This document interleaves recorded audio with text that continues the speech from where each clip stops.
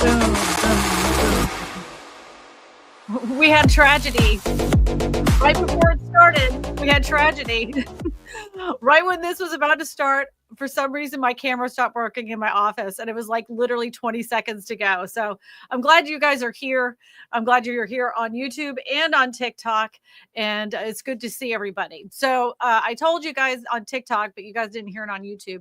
1.4 million renters are going to be affected by the new policy that is being announced with Section 8 vouchers. Whether you are a Section 8 recipient or not, it does not matter. It does not matter one bit. It matters in the whole aspect of housing altogether. Because if you have a group of people that are not going to be able to get housing, what does that do for your community?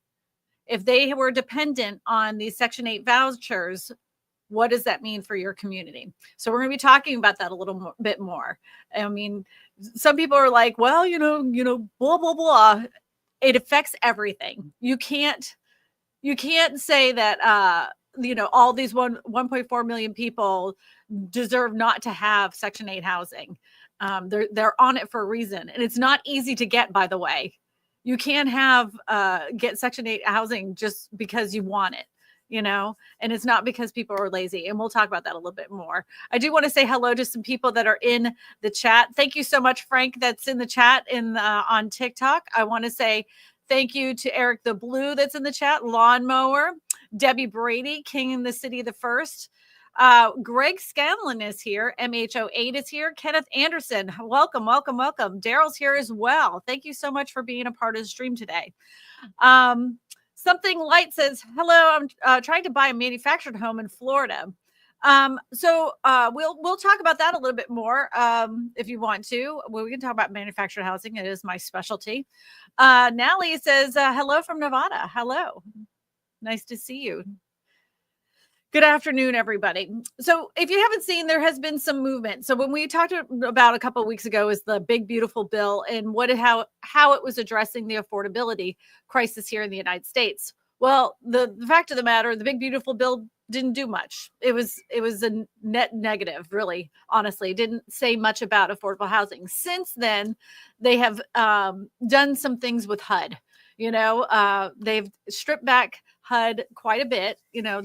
When they did those Doge cuts, they've eliminated a lot of the not services, but where the people work there, they cut it down, they slimmed it down, trimmed the fat, basically. And so now they're coming up with some new policies that address the affordability crisis. Eddie, if you could you put out that first article? This is from, I forget who it's from. Hold on, let me show you. I will put the article up, but Frank over on TikTok asked, what's today's topic? Today's topic is about the 1.4 million. Today's topic is about the 1.4 million renters that'll be affected by this new policy that's going to be coming out about Section 8 housing. And like I said earlier, it won't matter if you have no family in Section 8. It doesn't matter if, like in your mind, it's like, this doesn't affect me, but it will affect you because it's going to affect your community. You'd be surprised how many people in your local area that depend on Section 8 in order to get housing. So it affects everybody. Even though it may not affect you personally, it will affect your community. So 1.4 million renters risk losing their homes under the proposed HUD Time Limit Act. So they're proposing a 2-year limit. Sorry, there's a paywall on this article. And this article is from, who is it from, Eddie? The article is from Finance Commerce. Yeah, but several articles have come out. The AP has come out with some articles about this as well. So Trump's proposal adds a 2-year limit to public Section 8 housing. The NYU study said 1.4 million households at risk for eviction. Working families with children face the greatest impact. Few local housing time limit tests have succeeded. So more than 1 million low-income households, most of them working families with children who depend on the nation's public Section 8 vouchers, could be at risk of losing their government-subsidized homes. Under Trump's administration, proposal to impose a 2-year time limit on rental assistance. That's according to the new research from New York University obtained exclusively by the Associated Press, which suggests that the time restriction could affect more than 1.4 million households helped by the United States Department of Housing and Urban Development, in other words, HUD. Why did they just say HUD? The NYU report, which was published on Thursday, also raises concerns about the largely untested policy that most of the limited number of local housing authorities have voluntarily tried this idea, eventually abandoned the pilots. If currently assisted households are subjected to a 2-year limit, that would lead to enormous disruption in large administration costs for public housing authorities, the report said, adding that once the limit was up, housing authorities would have to evict all these households and identify new households to replace them. Amid a worsening national affordable housing and homeless crisis, President Trump's administration determined to reshape HUD's expansive role, providing stable housing for low-income people, which has been the heart of its mission for generations. Scroll down, please. At the June congressional budget hearing, HUD Secretary Scott Turner argued that reforms like time limits would fix waste and fraud in public housing and Section 8 vouchers, while motivating low-income families to work towards self-sufficiency. It's broken, and I'm devastated for its original purpose, but it's temporary help to Americans in need. Turner said that HUD assistance is not supposed to be permanent. Elderly and disabled people would be exempt from this, but there's little guidance from the agency how time limit housing assistance would be implemented, how it would be enforced, and when the clock starts, how the exemptions would be identified. The NYU researchers dove into HUD's nationwide data over a 10-year period, analyzing 4.9 million households that depend on Section 8 tenants. Of that, 2.1 million could effectively by the time limits, but because they include at least one adult or not elderly or disabled, about 70% of those households have already been living on subsidies for 2 or more years. Casey Levitt said there is plenty of data and strong supports for time limits and shows a long-term government assistance without incentive or disincentivize able-bodied Americans to work. Here's my thing. Okay, I'm going to stop right there just for a minute. I'm afraid for this to happen in the way that it's being proposed. And the reason I say that is we don't have enough housing. We've not had enough affordable housing being built in the United States since the last housing crash. In 2 years, they cannot build enough affordable housing. So if these people are getting subsidies and you want them to pay now for housing, you can't. There isn't enough housing for them to go to. Where are they going to go to that they can afford to live? I get that, you want a 2-year limit so it's not on tax dollars. Where are they supposed to go to find someplace affordable for what they do, right? Some of these people are working. They are working, but they can't work for more than, let's just say, 20 hours because of the restraints that they have on their physical health. Let's just say and then they say this wouldn't affect the elderly. Who do they define as elderly, right? What are you going to do with those people? They're not giving us any guidance on how this 2-year restriction would work. And if you evict a bunch of people, let's just say it's 500,000 people, not the 1.4 million. They have to find a place to live. In most areas, big cities, small cities, rural areas, the whole reason they're on government assistance in the first place is they can't find an affordable place for what they do. I was figuring this out today. Even if a person is making $60,000 a year, $60,000 in your brain, that's a lot of freaking money, right? A lot of freaking money. But the average cost for rent right now on the low end is $1,200, right? And then you have all your other expenses on top of it, right? You got car to get to work. And I'm not even talking about car payment. This is how I figured it out. A car, just the gas, food, your rent, your insurances, your medical costs, your incidentals, and I even made the incidentals $75. I figured it out with no cable, just internet, your cell phone bill, all of these things. By the time you're done with the $60,000 and paying for everything you have to pay for in a month, you only have about $500 left. And that seems like a lot, but God forbid anybody happens to you. God forbid anything happens to you. Your tire breaks, you got to get 5 new tires. There's your $500 right there. Things happen. And that's if you did nothing. You didn't go out to eat. You did nothing, but take your food from home and go to work and did nothing else. You only have $500 left, and that's $60,000 a year. So you kick a bunch of people off these programs that this is the only way they're going to be able to find a place to live affordably on their own. 2 years, you're like, sorry, bud, go find something else. Where?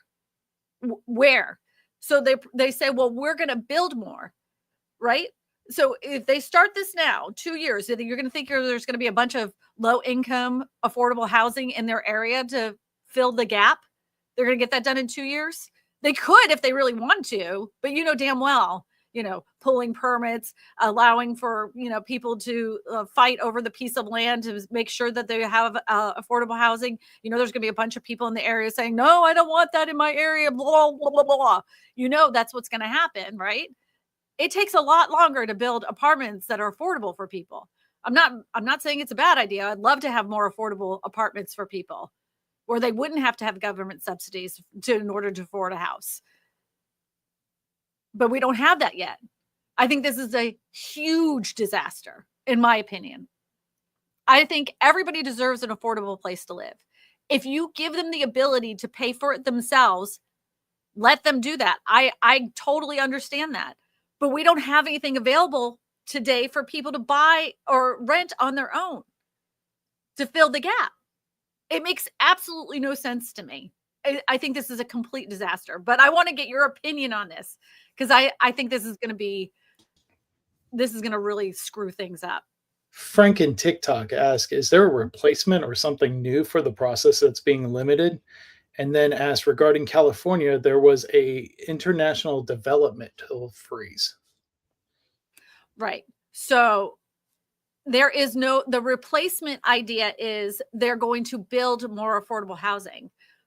But in a lot of these cases, their affordable housing plan has to do with, so you build an apartment complex and you make sure that 20% of that apartment complex is for affordable housing.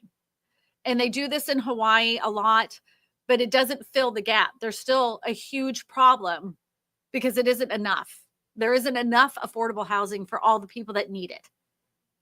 And that is the proposed idea. You build all these apartments, they would be luxury apartments. 20% of or 10% of those luxury apartments would be used for more affordable housing. The plan to me, it doesn't make sense. The other thing is they're giving more subsidies for the builders to build more affordable housing, but but what's the price point of what they consider affordable? Is it going to be affordable enough for people that are currently using Section 8 in order for them to rent in those apartment buildings? Probably not. Unless they tell them that that's what they have to do. And that's what a lot of times Section 8 is. They tell those apartment complexes that's what you have to do. You have to have, 10% of your building allowable for Section 8 housing, especially in bigger cities. And it still doesn't fill the gap. It doesn't fill the gap. So Dan in the city says, I'm on YouTube and TikTok. Support. Thank you. I appreciate that. Lawnmower says, tires are closer to $800 with all the taxes and fees added onto them. So Lawnmower, when I was coming up with my statistics worth a $60,000 income, I was saying that somebody bought a junker, basically. Like I have a junker car that I drive around because I don't go anywhere. I just stay in my house. And I bought the car for $2,000. And I think to replace my tires was like, what was it, $400, Eddie? Something like that. Correct. I think after the balance in rotation, I think it was like $460 or something. So I was being conservative on that. But that could be like your whole entire income. Like $60,000 used to be a pretty good amount of money. And there's people that are making $60,000 a year for a family of 4. I don't know how they do it. Because if you think about it, like childcare right now is absolutely ridiculous expensive. I mean, it is so, so expensive. If you have 2 small children, how are they supposed to afford it? And then, you know, it's like you have one on one side, like people need to have more kids. Well, they can't have more kids if they can't afford it. It's like, which argument do you want? You know, do you want them to have more kids? But then if they have kids, they're like, well, you shouldn't have had kids if you couldn't afford it. I mean, who could plan for the fact that pricing for housing would explode as much as it did in the last 5 years? If you had a baby in 2019 and you were making $60,000 a year, you were doing pretty good. Now you're making $60,000 a year because incomes haven't gone up that much.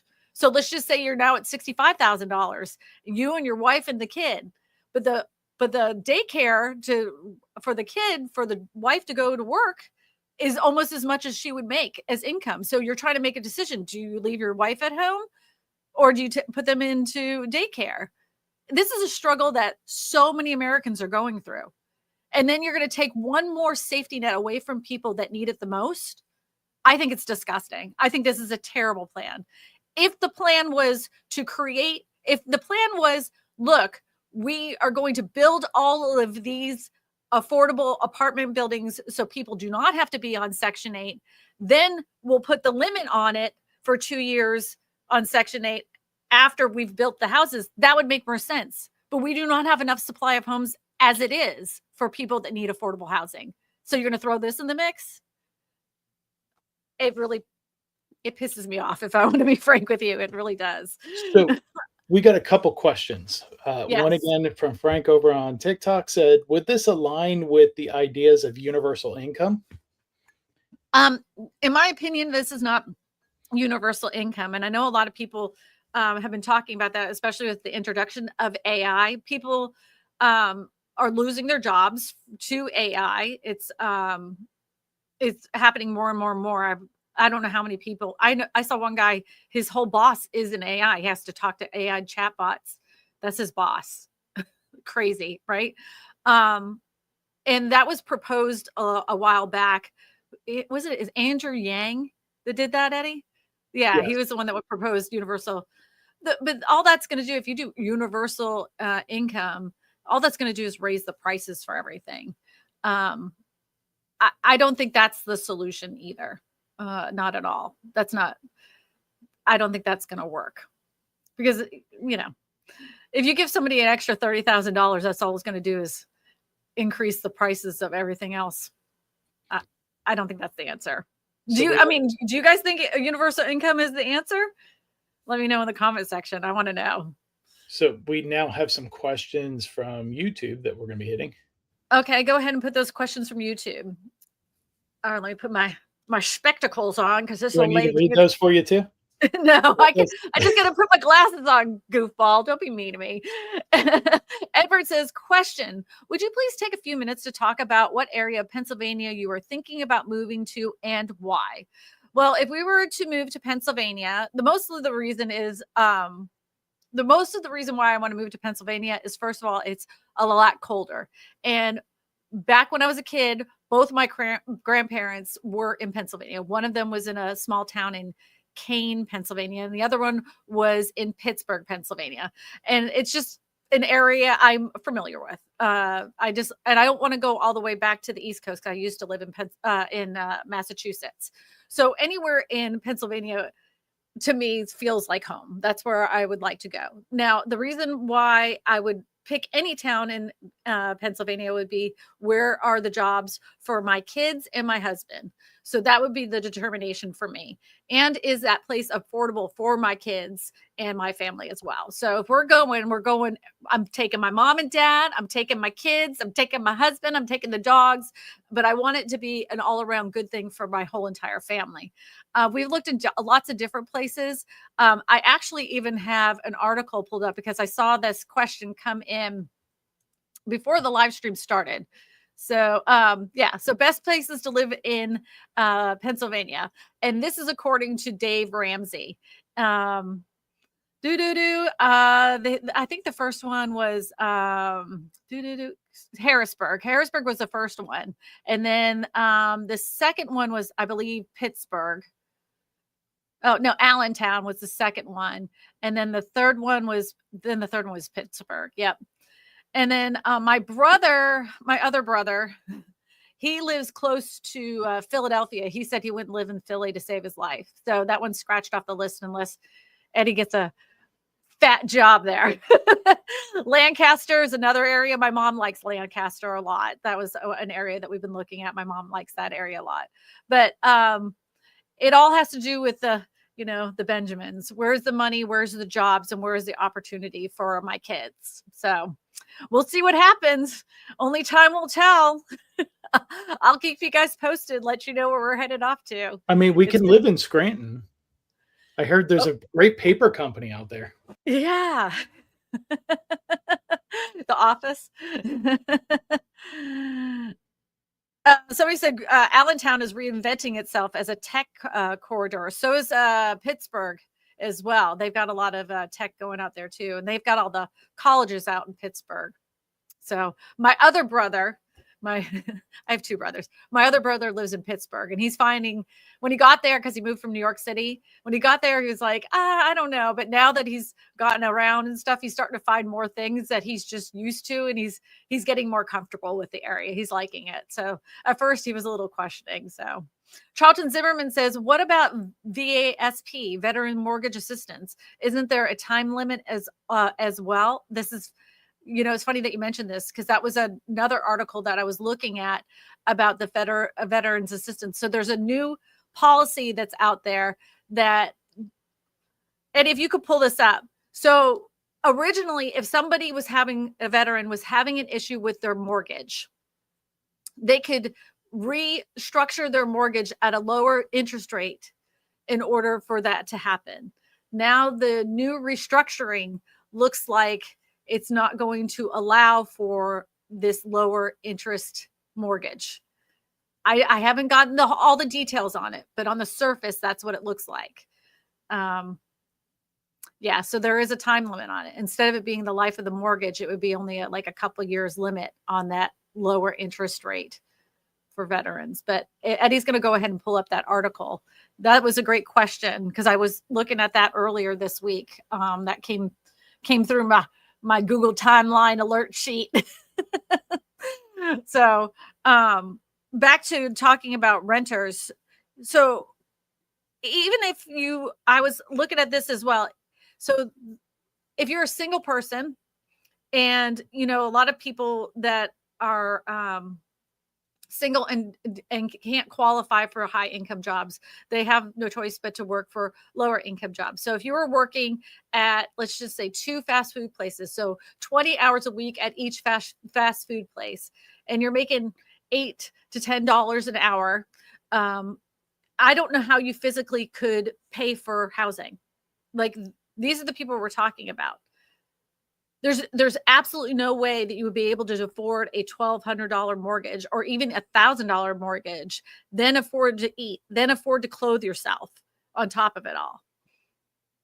Oh, okay, here it is. HR 1815, the VA Loan Program Reform Act, will create a partial claim program at VA as a part of the committee's efforts to modernize the VA loan program, which is currently serves 3.7 million veterans, to allow veterans who have fallen behind on their mortgages federal assistance that has already been through our other housing programs. Currently, nearly 70,000 veteran homeowners are more than 90 days late on their mortgages. This bill provides these veterans with needed relief and a second chance to keep their homes as a result of a new program, the H1 815. Also includes a proper funding levels for the VA grant per diem program as part of the VA's homeless prevention programs to fund communities, agencies, and providing services that veterans experiencing homelessness.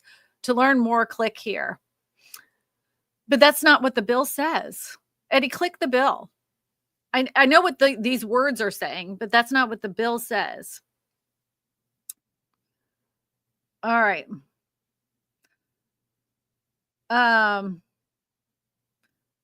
While Congress does not want to displace veterans from their home, this reduced interest rate unintentionally puts undue burden on taxpayers who have invested the VA loan program instead of veteran home ownership. During the during COVID, veterans were granted temporary authority to be able to utilize a partial claims program as authorized by the CARES Act. If they fell behind on their mortgage payments, a partial claims program assisted homeowners in catching up to their mortgage payments to prevent them from being foreclosed on by covering unpaid amounts and adding them to the end of the mortgage. However, once those authorities expired in 2021, veterans were no longer able to access the partial claims program. Currently,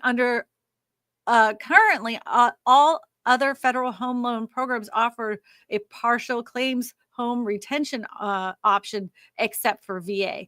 The VA loan program of 2025 will establish a partial claim program as part of the VA's waterfall process and would allow veterans to have the same non-veterans programs as the same as non-veterans have available to them through the Federal Housing Administration.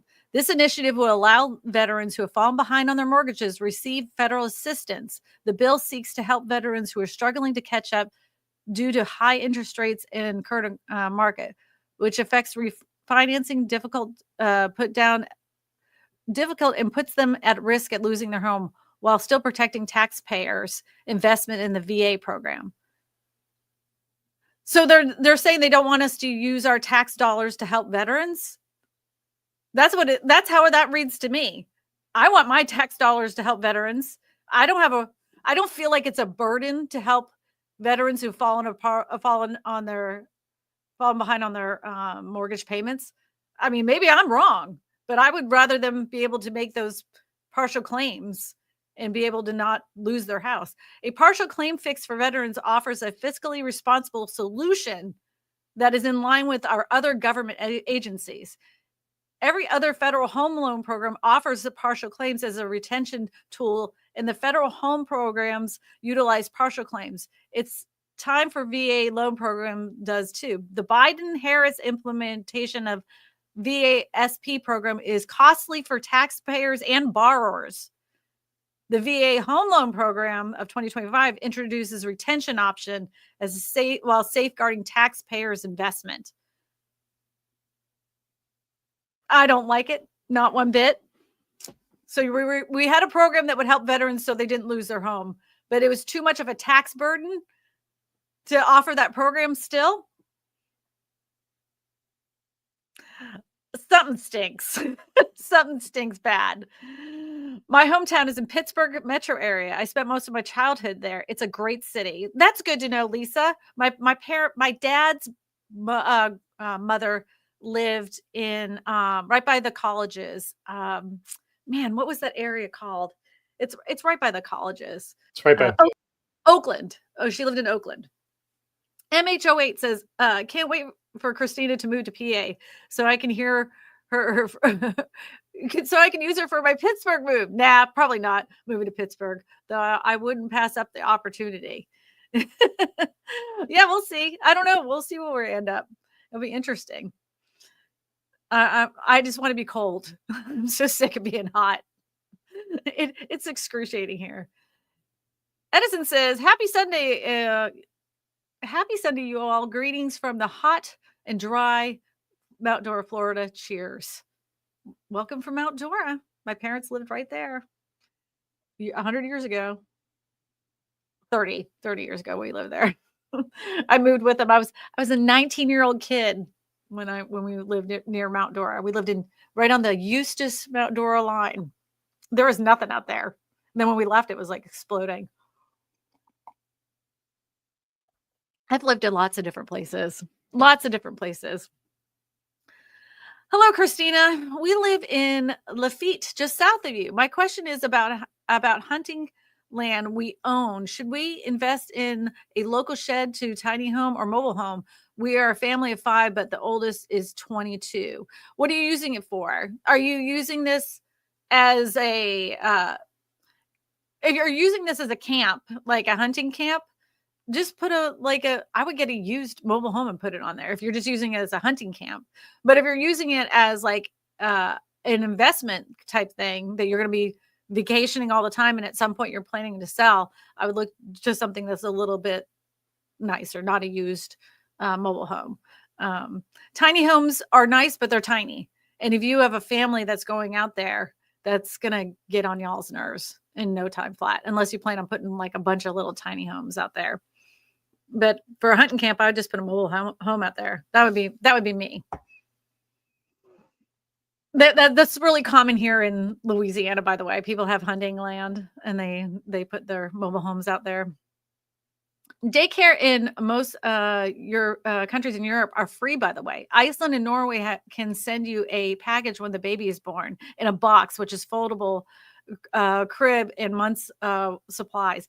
Do you know, like when I had my first baby, they gave me a big pack of diapers. They gave me a bunch of formula and all this other stuff, and then I was sent a bunch of stuff. It isn't like that anymore.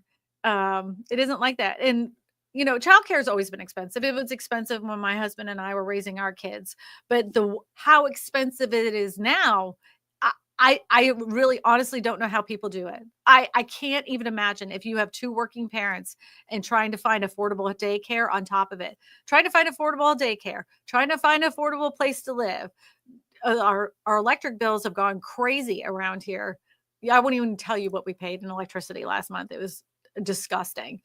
And I'm thinking, if you're just a regular family of 4, just middle income, I don't know how they do it. I really don't. I feel grateful and very privileged in the fact that my kids are old enough now that, they can be on their own. Because if I was young and had to do it now, I don't know. I couldn't do it. There's no way. Most people pay more in rent today than I do for my mortgage. And the only reason my mortgage is low is because I was able to buy, for my first house before the first big housing bubble. We bought our first house in 2003, and then we had a housing bubble. And the only reason we were able to up was because we had so much equity from our first house. There's no way I could afford a mortgage and daycare if I had to start all over again. There's no way. Byron says, question, what is the criteria for Section 8 in the first place? Oh, there's so many different things you have to do. It isn't just, like in order for you to get Section 8, the total annual gross income, you have to make not very much money. It has to do with your family size. It has to do if you are a citizen. And then you have to apply for it. And not everybody gets it. And then not only that, if you are accepted, you have to find some place that takes your voucher, right? So say the government is like, okay, look, you don't make enough money. We understand. We're going to go ahead and give you this voucher because your income, you could pay $500. And we know that the median price is $800. So we'll give you a $300 voucher, and then you have to pick up the rest. That works that way sometimes, whatever. But then you have to find a landlord that will accept Section 8 vouchers. And not all of them do. Not all the landlords do. And then if they do, you're in a waiting list in order to get into those apartments. And then sometimes those waiting lists are 2, 3, 4 years long because we don't have enough affordable housing available. That's why this is a huge problem. Huge. A 2-year limit. A 2-year limit. When does that start? They haven't specified. They just said, oh, well, if you're old, you don't have to worry about it. And if you're disabled, you're not going to have to worry about it. What is their level of disabled? Is it, what is the criteria? They haven't given any specifics on that. They just say, you won't be on the list. I don't know.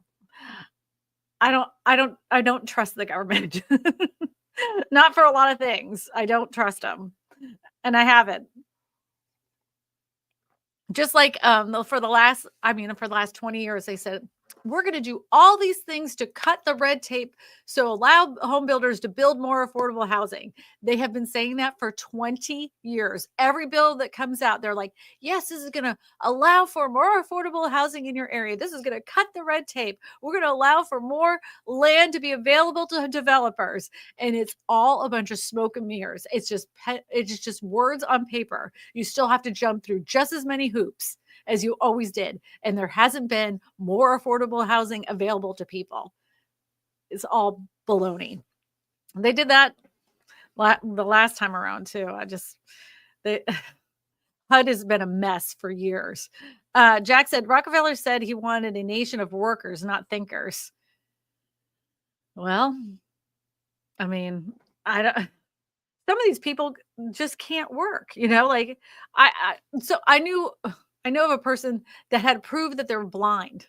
They had to prove they were blind. They were getting government assistance and blind. They had to prove they were blind. And they were like, okay, well, I have to get there, take the Uber or whatever cab to get there. And they're like, I don't know how you prove that I'm blind. Like, I have all this medical documentation. I'm blind, totally blind. And they were like, they made her go to a room and all this other stuff just to prove she was blind. Like, and don't get me wrong, there's always people out there. There's always people out there that are trying to skim off the system, right? But the majority of people that are on that, first of all, need it, right? They're not going. This wasn't their life choice to try to like get everything for free. I know some people think that way, but if you talk to people that are getting any kind of government assistance, they're looking to fight their way out of it. They don't want to do this, right? And all we ever see are the people that took advantage of the system. And then it makes you have resentment for people that need it, right? Well, I saw them buying steaks. So you're telling me because they're poor, they don't deserve to be able to buy a steak? That's stupid. You're telling me the people that are poor don't deserve a place to live because they're poor? That just makes, maybe I'm wrong. I don't think I am. I've said this many times, and this is why it's on the banner of my channel. I believe every single person that lives in the United States deserves to have an affordable place to live for the job that they work, right? I'm not saying for free. I'm saying everybody deserves an affordable place to live, but we haven't had that available to people, and I don't know how long. Not since I've been selling real estate. There has been a vast majority of people that have a hard time finding an affordable place to live for the job that they work. And then the next person says, well, I mean, go get another job, go get a better job. Some people, and let's just be honest, don't have the mental capacity to get a better job. This is the best that they can do. And they're doing good work. They're working 40 hours a week, but their income will never match what the median income is for rent in the area. So so you're going to tell them to go get a better job? A lot of people can't. They just can't.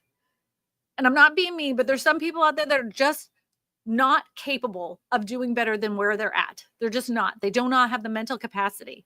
But that doesn't mean that those people are less than or deserve less than, because this is the job that they're available to have and pay for. They should have the right to have an affordable place to live. That's it. But we haven't been able to provide that here in the United States for, like I said, over 20 years. Debbie Brady says, Kristina, does Kristina think that some of these defaulting loans are leftover from the consequences of COVID deferments? So I think it's a multitude of things. I don't think COVID deferments was, most of those people that were on deferment went off of it. They put themselves off of it. And not only that, they restructured their loans. A lot of them did. That was a plan that came up during COVID where you could defer the payments to the end of your loan. One of the things that people didn't realize, though, because they did the deferment and then they took 6 months off of not paying their loan. And then they decided, once the loan started back up, I'm going to go ahead and sell my house. Well, all those months that you deferred, even though they were added to the end of your loan, when you went to sell it, all that lump sum came out of the settlement right at settlement when you were closing. Those 6 months that you deferred didn't magically end at the end of the loan. If you decided to sell, that means that lump sum of money, that equity, went back to the loan processor. They're going to get their money back. But a lot of, like, most people got off of that. I don't think it's because of COVID. I just think it's circumstances. Things are a lot more expensive than they were even 5 years ago. The cost of groceries is up. Building materials is up. Everything costs so much more than it did 5 years ago. I mean, like, COVID messed us up bad, as far as the cost of things. If you can compare your bills, if I compare just the things at the top of my head, my insurance is double than it was in 2019, double. My health insurance has gone up. Food costs are nearly double than I was paying in 2019. So I think that has a lot to do with it. The cost of life has gotten very expensive in a very short period of time, and people aren't able to catch up.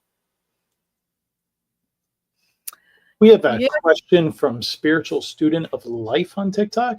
Says, okay. Can you open a room in your home for Section 8?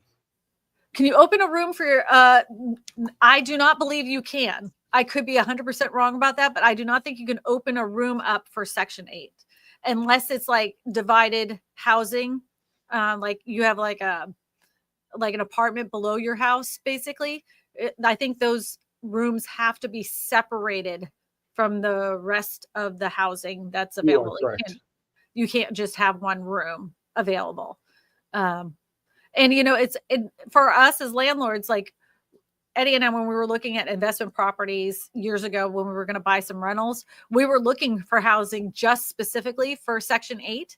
And you have to kind of jump through hoops just to get it approved, to get the house approved. So if you were to buy a house, you have to have their like inspectors come through and make sure it's qualified for Section 8.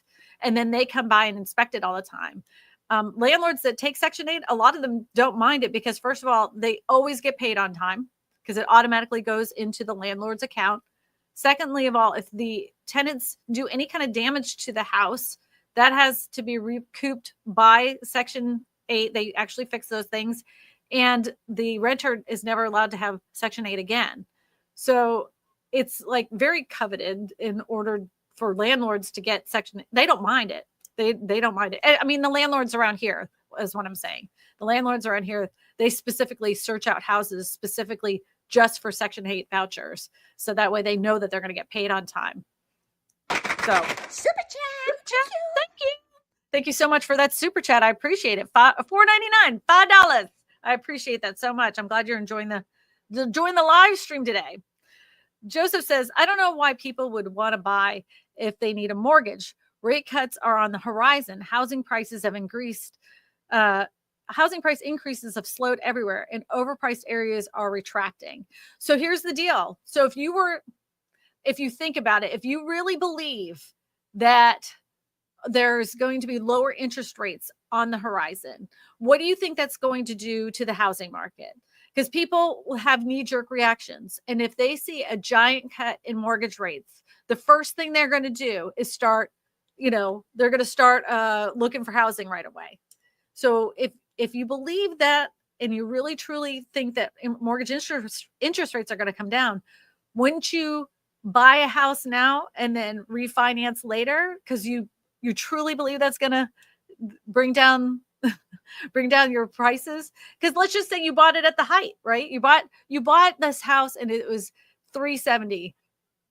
Then over the next 8-9 months, it now is $360, and you're like, oh man, I lost $10,000 in the last 8 months because of what's happening to the housing market. Then interest rates come down, right? Interest rates, let's go down. Let's be nice, 5%, right? They go down 5%. Now you can take that mortgage you just had. Granted, you lost $10,000, but you may not have financed the whole thing like that. Maybe you put down 20, 30%. So now you can refinance your house And now you got a lower interest rate and your payments lower. And you didn't have to fight with a bunch of other people for the houses that are now going to be available because there's a 4% interest rate. I think if interest rates go down, especially houses that are in the lower price point, below median cost, are going to fly off the shelf. And all that's going to do is allow for investors, even institutional investors, to buy houses cheaper. So when you've got a bunch of people clamoring for the same kinds of houses at the same time because interest rates are so low, what happens? The sales price goes up. The cost of homes go up.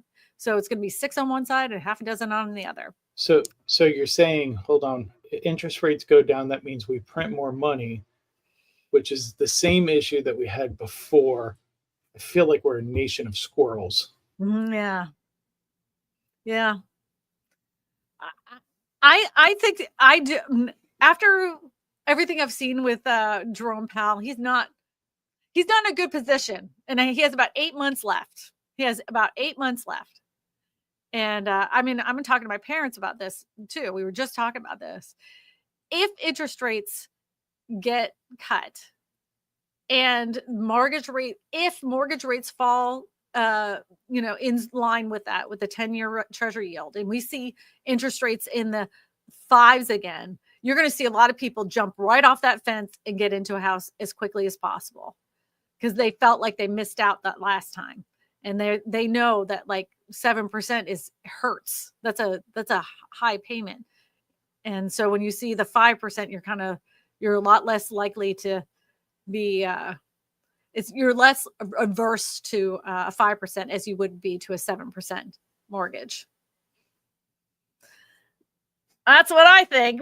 Do you guys think that? Like if mortgage interest rates went down to 5%, don't you think that people would go crazy and start buying houses again? Like crazy? Or do you think that it wouldn't matter? Do you think it'd be like 2008? It didn't matter how much they dropped the interest rates for homes. People still weren't buying. Let me know. I want to hear what you have to say. I'm interested. Muddy Sneakers says the regular 9 to 5 will not work anymore. We are in a new era. Yeah, the regular 9 to 5 doesn't work anymore. And a lot of people have these gig jobs outside of work. Like they work there 40 hours a week, and then they're also doing Uber, on the weekends in order to cover their costs. There was like a joke, but it's not even a joke. People taking feet pics and selling them online. Some people are doing like micro bakeries. They're baking sourdough and selling it at farm stands on the weekends. And we didn't used to have to do that. And now people have no choice. They have to find different ways to make money in order to make it today. Kristina, do you think that modular homes buying will be on the upswing with all the housing mess going on? If so, what is your opinion and suggestion on those options? So yes, and you can even see it that mobile manufactured housing has increased. They've gotten record sales in the last 5 years because of the cost of building a house is so incredibly expensive, and buying an existing home is so expensive. The next option for people is modular manufactured housing. So the misnomer is that modular construction is less expensive than traditional home building. It is not. What makes it less expensive is that your energy bills will be less expensive with a true modular house. The second thing is you'll be able to get into that house a hell of a lot faster than you would with traditional home construction. Not only that, the building code that those modular homes are built to are at a higher building code than your local area. So you have a tight, well-built, quickly built house when you go with modular, but it may not be less expensive than a traditional new construction home in your area.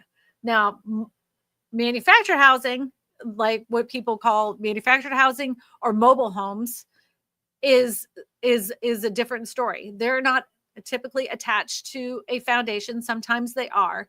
They have a strapping system, and they're built to HUD building code, which may not be the same as traditional building code in your area. It's a federal building code, and they're less expensive. So though more people, like, this is the option they have in order to afford a home. and it's still less expensive than renting in their area. So they buy themselves a piece of land, or they rent a lot somewhere in a manufactured housing community, and then they move their mobile homes on those, and it's a heck of a lot cheaper than renting. And some people are like, why would you do that? Well, younger people are smarter now than we were, and they don't care that it's a mobile home or a manufactured house, or if it's they don't care. They know that they're saving a hell of a lot more money because their mortgage payment is only $600 or $700, not $1,200. So now they can save. Not only that, these kids are smart enough to know that they don't have to sell it in the future. They could just rent it out, and then they have an income producing property in the future. So I don't see manufactured housing or modular housing going anywhere. Matter of fact, I would prefer if they started doing more modular construction, because you could build neighborhoods a hell of a lot faster than traditional home construction. Not only that, they always talk about the labor force. You wouldn't have to worry about so many people showing up to the work site and we're showing up on time, because everybody would be showing up to the same work site, one work site. And that's the building that they're building the houses in. It's better for workers. It's better for builders. It's better for the community. It's better for getting these houses built faster, but it's just not traditionally used. And they should go back to doing it that way. But I don't make the rules. So the Peaceful Warrior says, question, Washington State has passed rent control. What are your thoughts on that, Kristina? Ooh, that's a loaded question. I don't like rent control. And I'm going to tell you why. Because not all landlords are like all-star rental company. A lot of them, are smaller renter companies. And with the cost of insurance and the cost of property taxes, those things can't be controlled yearly. And we've seen how expensive, I told you, my homeowner's insurance doubled in less than 5 years. Doubled. So you're going to tell the landlords, hey, you know what? If you can't do the rent at this, then you can't have rent controlled apartments. What? Like, I don't like it. I don't like it because it's not putting into factors of what can happen in a community or to a landlord during that time. But I want to hear your thoughts on that. I don't really like it. I don't like the idea of rent control. It sounds good. Dave What's with that? Remodel Media says, did somebody say Dave? Remodel? Yeah, Dave. Yeah, Dave is a friend of mine. David Remodel Media is over there. He's on YouTube too. He's on YouTube and on the Tiki Talkie. And I guess I'm a gloomy sidekick. Sorry, guys. Well, no one can see you. You're like a ghost.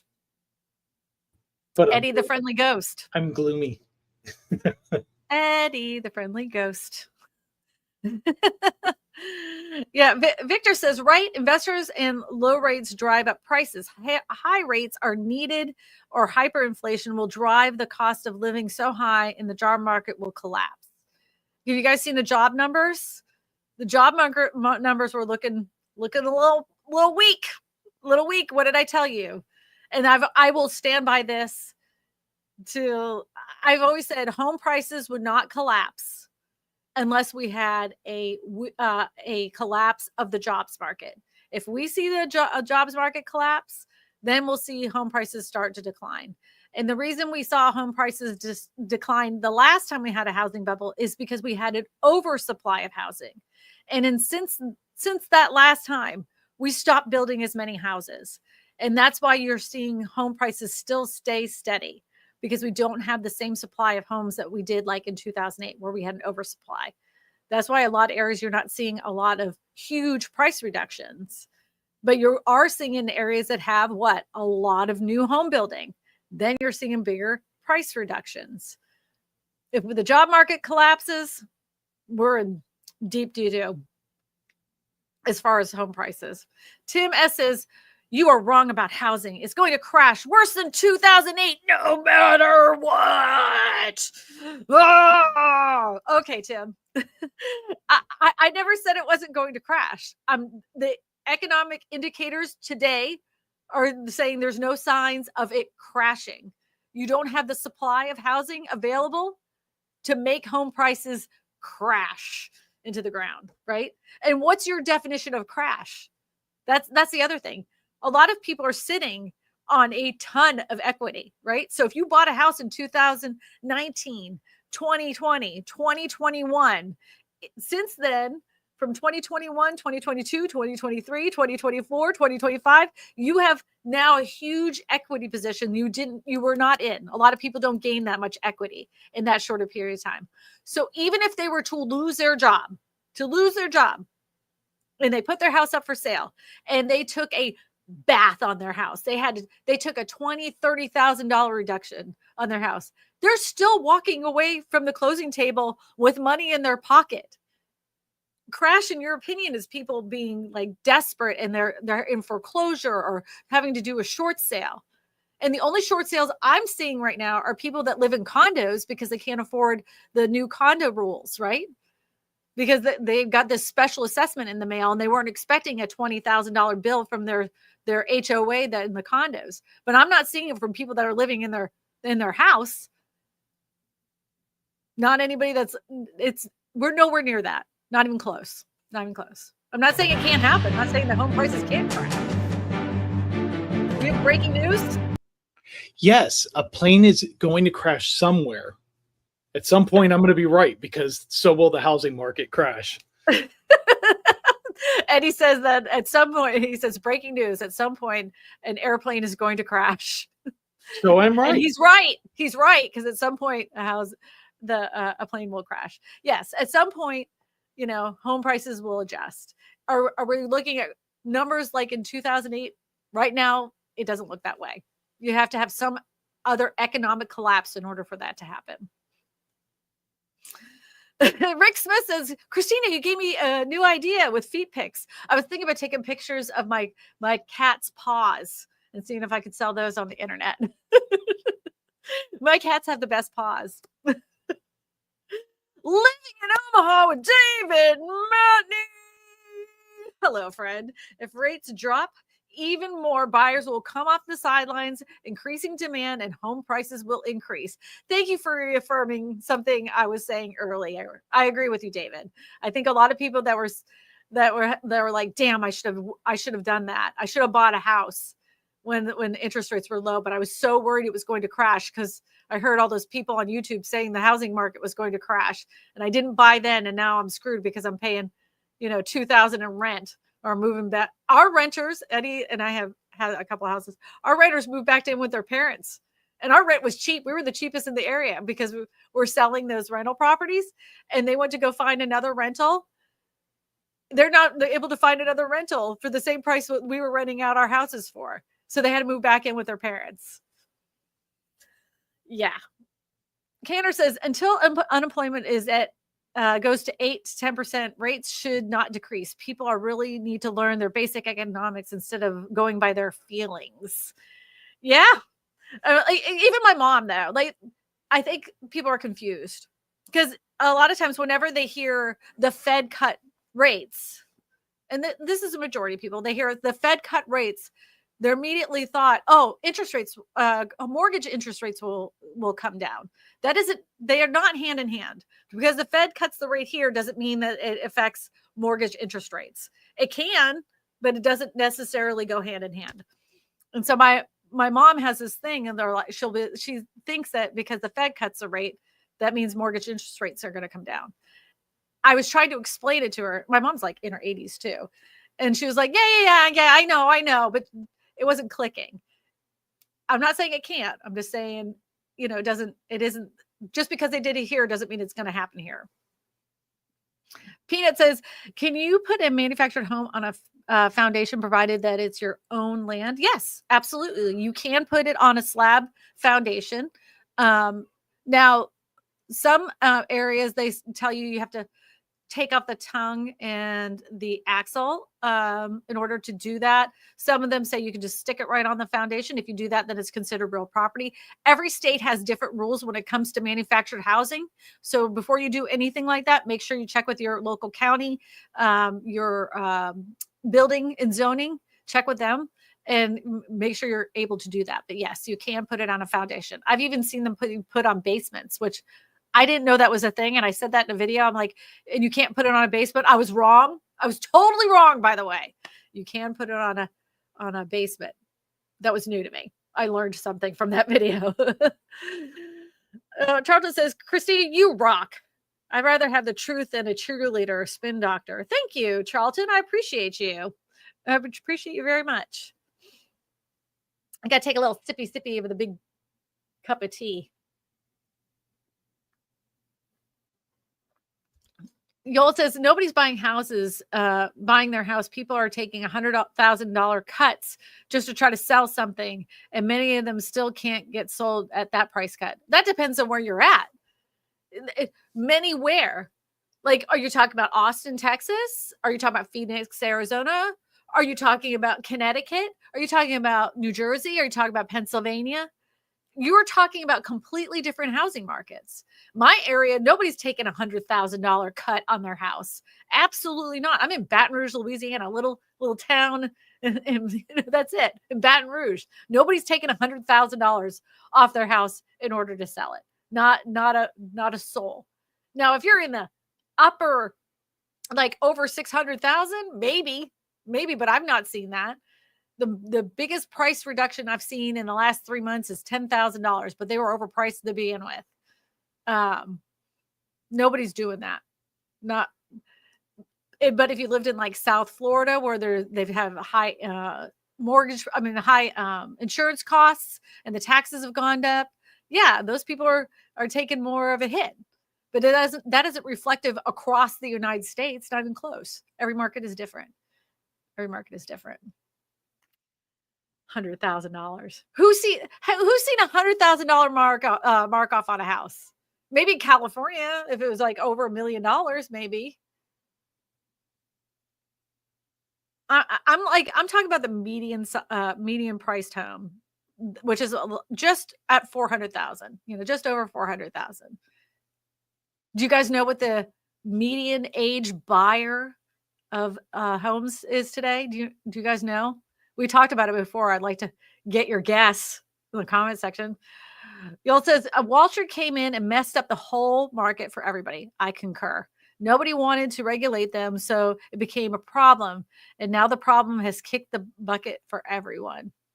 I agree with you. I still think the one of the biggest problems with affordable housing is the fact that institutional investors have come in and bought as many affordable homes as possible, because they're not buying McMansions. That's not what they're buying. They're not buying the houses on the water, those houses. They're not buying luxury housing. They're buying the affordable housing, and it keeps those house prices in that area elevated because they bought them at the elevated price. I agree with you. I do. And there was nothing stopping them. It wasn't a problem until in other people's minds, because I've been talking about this way before 2019. I was talking about private equity doing this to mobile home parks. But everybody, just like this problem right here with Section 8, people are going to say to themselves, I don't care because it doesn't affect me. I was talking about private equity buying up mobile home parks and raising the rent on those people and kicking out their homes. And it wasn't a problem to them because it didn't affect them. Now it's happening in your neighborhood. And it's happening in, like there's 3 houses that were bought out by some LLC. Now it's a problem. Now people want to listen because it affects them. But we need to nip this in the bud first before it becomes a problem in your neighborhood. We need to care before it becomes a real issue everywhere, because this is going to get worse. If you tell people, 1.4 million people on Section 8, you have 2 years or you're out of there. What happens to those people when there's no place for them to go? The answer isn't just to say, oh, well, too bad. You better work harder when the job market is crap to begin with, and you can't find the jobs that would pay for that. That's my opinion. Jesse says Central California is starting to churn. Inventory in McCreed, California has increased 80% from last year. Houses keep getting price reductions, and more homes that were bought in 2020 are up for sale. Yeah, but every market's different. Go to New Jersey. Go all the way on the East Coast. Those houses are still flying off the market. I mean, like, you don't, all you have to do is put a sign in the yard, and they're still flying off the market. The houses that had the areas that had the biggest increase during the pandemic that saw record pricing. I'm talking Austin, Texas. I'm talking lots of areas around Florida. Those areas are the same areas like Boise, Idaho, another one. Those are the areas that are getting the deepest hit of reduction. They have not crashed. That is not happening. That has not happened. Yes, they are correcting, but that doesn't mean that they have crashed. They're taking the biggest hit on price reductions. The ones that went up the highest were the quickest to fall. But not all areas are going to, be a dumpster fire. That's just not how it happens. 40 higher, Noreen. 38 higher. 47 close, Jack. There you go. 52 actually. I see it as 56. Oh, 56. Then it went up because the last time I looked, it was 52.